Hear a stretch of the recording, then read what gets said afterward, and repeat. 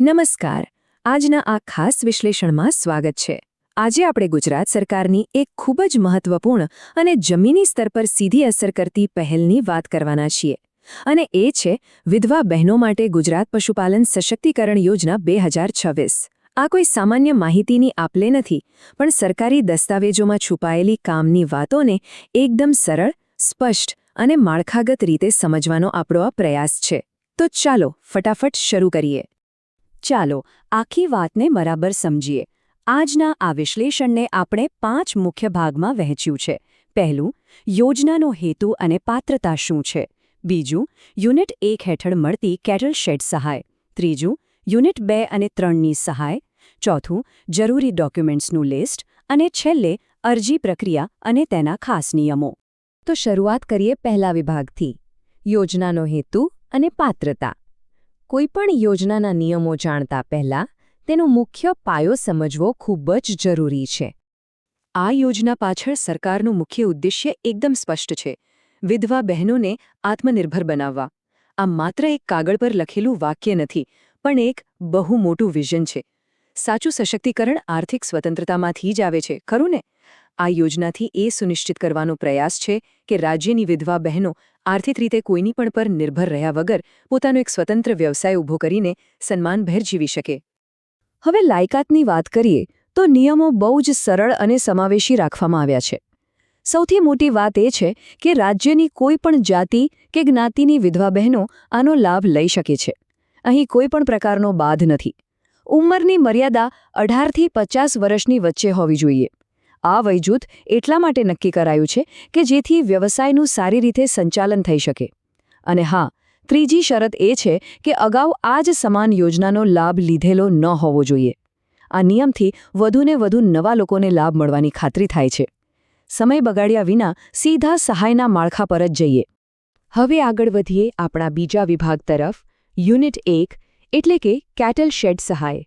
આ યોજના હેઠળ મળતા 3 અલગ અલગ વિકલ્પોમાંથી આ પહેલો વિકલ્પ છે. 34,600. આ આંકડો સીધો જ યુનિટ 1 હેઠળ મળવાપાત્ર કુલ આર્થિક સહાય દર્શાવે છે. છે ને નોંધપાત્ર રકમ? આનાથી તરત જ અંદાજ આવી જાય કે એક મજબૂત ઇન્ફ્રાસ્ટ્રક્ચર ઊભું કરવા માટે સરકાર કેટલી નક્કર મદદ પૂરી પાડી રહી છે. પણ એક મિનિટ, આ રકમ એકસાથે કે સીધી નથી મળતી. આની પાછળ એક ચોક્કસ ગણિત છે. અને આનાથી એકદમ સ્પષ્ટ રીતે સમજી શકાય છે કે આ ભંડોળ કેવી રીતે વહેંચવામાં આવ્યું છે. 30,000 રૂપિયા સીધા જ કેટલ શેડ બનાવવા માટે છે. પણ માત્ર શેડ બનાવી દેવાથી કામ પૂરું નથી થતું. પશુઓ માટે 4,000 રૂપિયાનું ખાણદાણ અને 600 રૂપિયાની ઘાસચારાના બિયારણની મિની કિટ પણ આમાં જ સામેલ છે. એટલે કે યોજના માત્ર ઇમારત ઊભી કરવા પૂરતી સીમિત નથી, પણ પશુઓના પોષણની પણ પૂરી કાળજી લેવામાં આવી છે. આને કહેવાય કમ્પ્લીટ પેકેજ. તો હવે વાત કરીએ વિભાગ 3ની, યુનિટ 2 અને 3ની સહાય. જો કોઈને કેટલ શેડ સિવાય પશુપાલનના બીજા વિકલ્પોમાં રસ હોય તો આ તેમના માટે છે. જુઓ આ બીજો મોટો આંકડો, 50,400 રૂપિયા. આખી યોજનામાં મળતી આ સૌથી મોટી આર્થિક સહાય છે. અને આ સહાય ખાસ કરીને યુનિટ 2 માટે છે, એટલે કે બકરા ઉછેર માટે. આમાં 5+1ના સેટઅપ માટે, એટલે કે 5 બકરી અને 1 બકરા માટે આ પૂરેપૂરી આર્થિક મદદ આપવામાં આવે છે. જે બહેનો બકરી પાલનમાં પોતાનું ભવિષ્ય બનાવવા માંગે છે તેમના માટે આ ખરેખર એક મોટો આધાર સાબિત થઈ શકે છે. હવે યુનિટ 3 પર નજર કરીએ, જે મરઘા પાલન એટલે કે પોલ્ટ્રી ફાર્મિંગ માટે છે.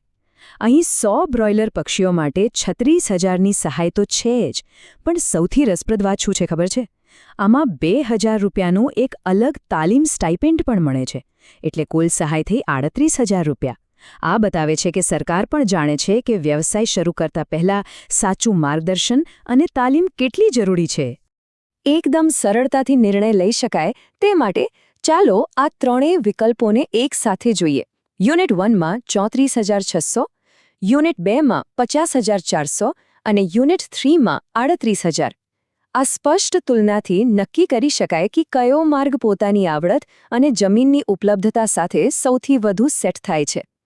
પોતાની અનુકૂળતા અને ક્ષમતા મુજબ આમાંથી કોઈ પણ એકની પસંદગી કરી શકાય છે. આગળ વધી વિભાગ 4 તરફ, જરૂરી ડોક્યુમેન્ટ્સનું લિસ્ટ. ભંડોળ મેળવવા માટે આ સૌથી પ્રેક્ટિકલ અને મહત્વનું કદમ છે. અરજી માટેના જરૂરી ડોક્યુમેન્ટ્સનું લિસ્ટ એકદમ કડક અને સ્પષ્ટ રાખવામાં આવ્યું છે. સૌથી પહેલાં જે તે એસેટનો ફોટો અને એની સાથે અરજદારનો ફોટો ફરજિયાત છે. પછી આવે છે જમીનના કાગળિયા. 7, 12 અને 8A ઉતારા જોઈશે. અને જો જમીન પોતાની ન હોય એટલે કે ભાડાની હોય તો પૂરા 5 વર્ષનો ભાડા કરાર હોવો એકદમ કમ્પલસરી છે. સાથે જમીનનો દાખલો અથવા તલાટીનું સર્ટિફિકેટ અને ફોટો આઈડી પણ જોડાવાના રહેશે. આ 5 વર્ષની ભાડા કરારની શરત એટલા માટે છે જેથી વ્યવસાય લાંબા સમય સુધી સ્થિર રહી શકે. લિસ્ટ હજુ પૂરું નથી થયું. સહાય સીધી બેંક ખાતામાં આવશે, એટલે બેંક પાસબુક અથવા કેન્સલ ચેક તો જોઈશે જ.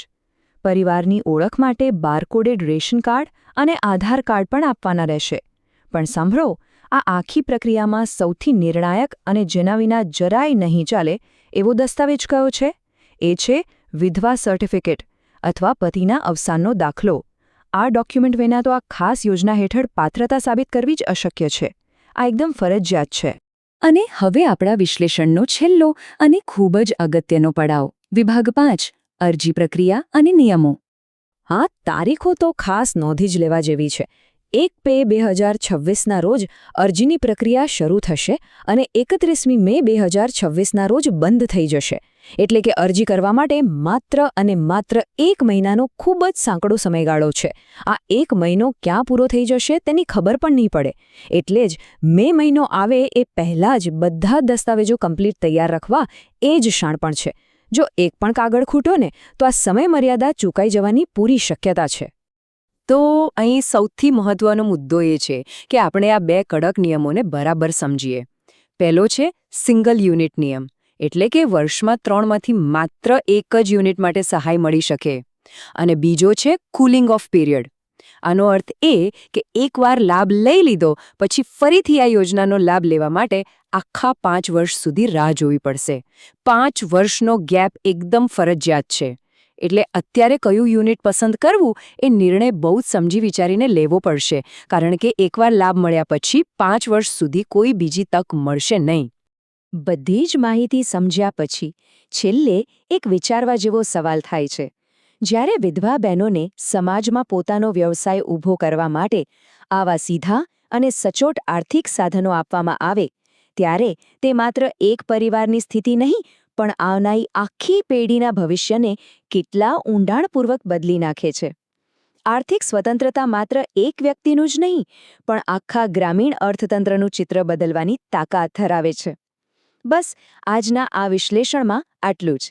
આશા છે કે આ માહિતી ખૂબ જ સ્પષ્ટ અને ઉપયોગી સાબિત થઈ હશે.